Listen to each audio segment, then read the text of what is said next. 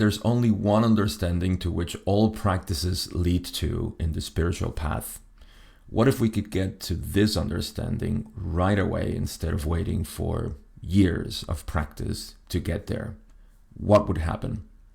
This is the method that I teach and I guide people through. So I want to give it to you here so you can start applying it now and see the benefits of it.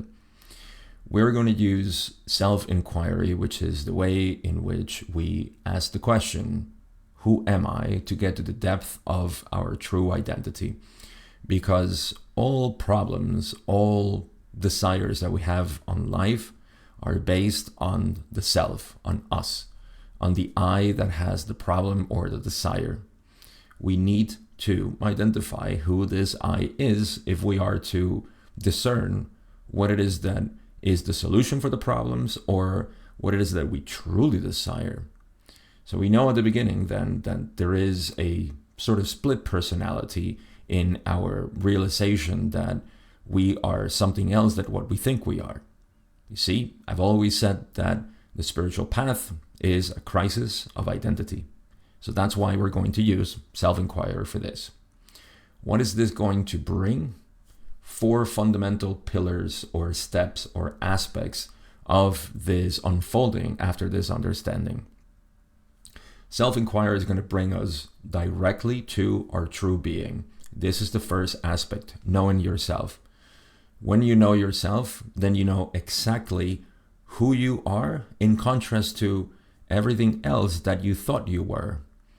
This is self-knowledge at its bare bones, its most simple understanding, and this is the key. This is where all practices lead. This is where all religions and all mystical teachings lead you to.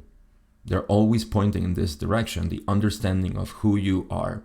So self-knowledge can be understood in one single session, which is what we do through the direct path and through self-inquiry. So knowing yourself is the first aspect, the first step, because that's what's going to create the foundation for everything else. Now, if you notice, I said that the spiritual path is a crisis of identity. So if I was thinking I was something else and I'll be able to see what that something else is, then I'll be able to now, from this place of understanding, know what I'm not.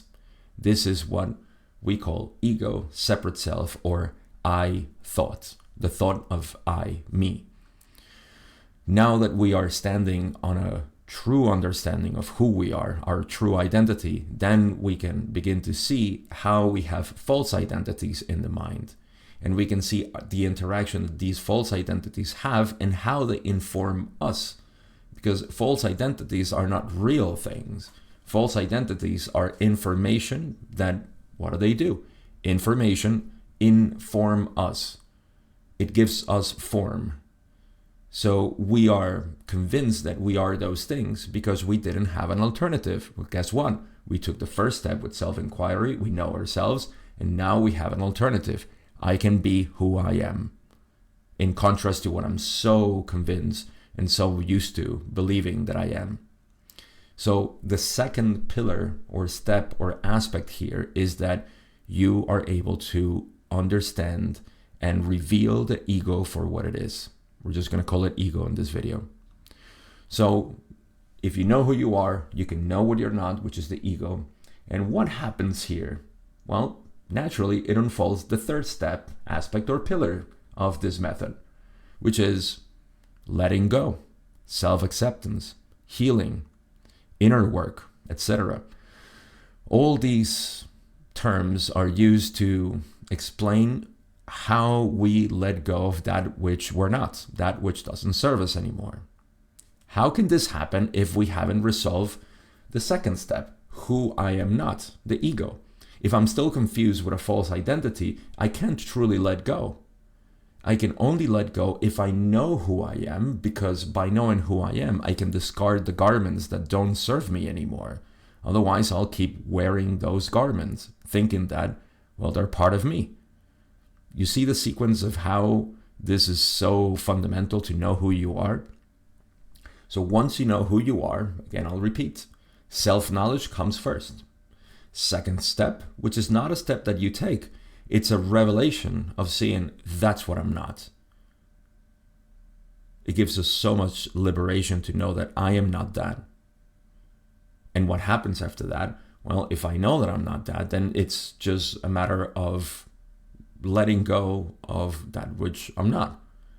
Or I can consciously continue to hold on to that I think I am, which doesn't make any sense.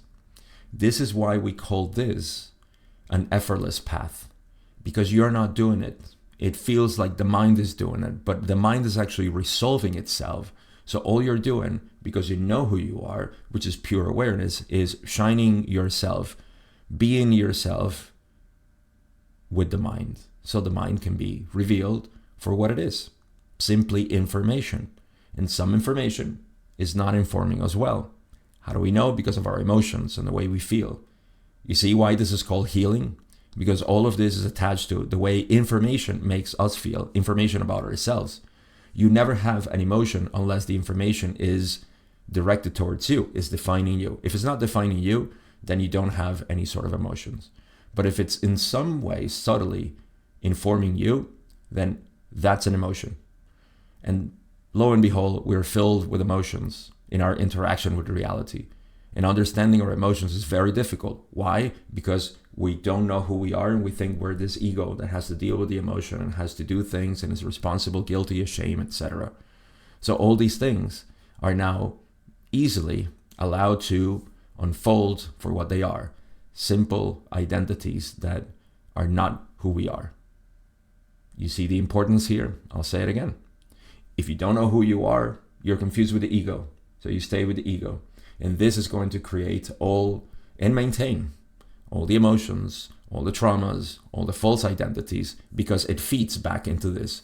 The ego and the emotions are retrospectively just feeding each other because it works on memory and it keeps working over and over again. And we feel like we're stuck. I'm stuck in life. I don't know what to do. I keep repeating the same experiences, the same cycles. I don't learn.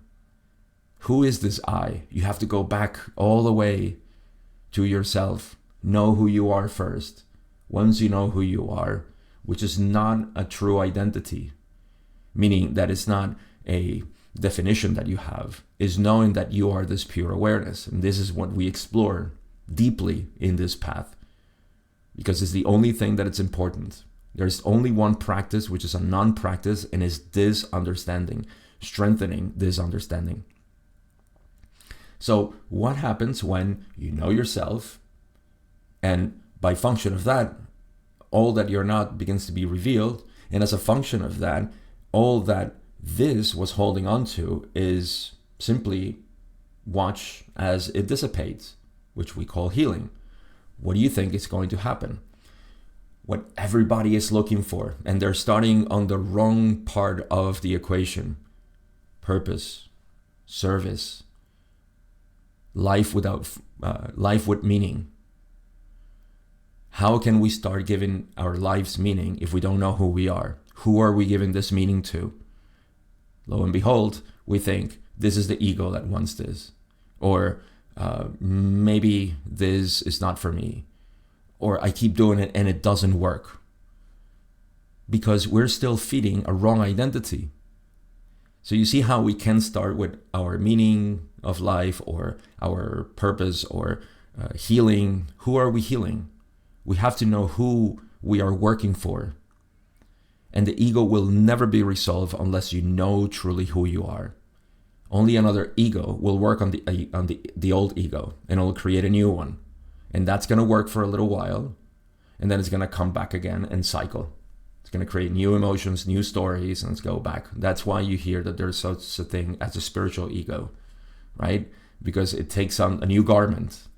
But that's not who you are. You're none of those.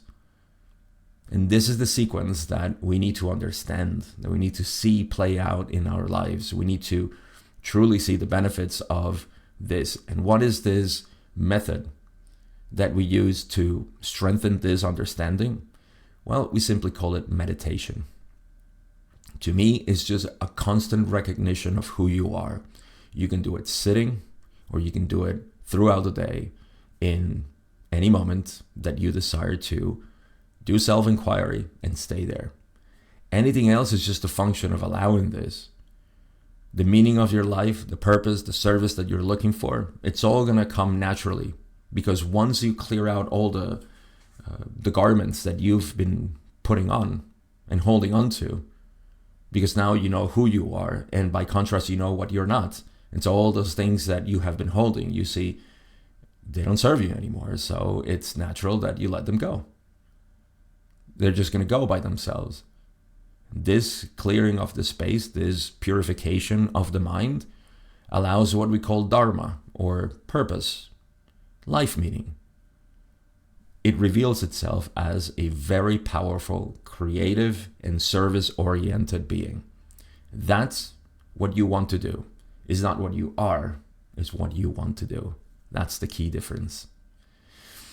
If this is something that interests you enough, I always invite you to go to my free community.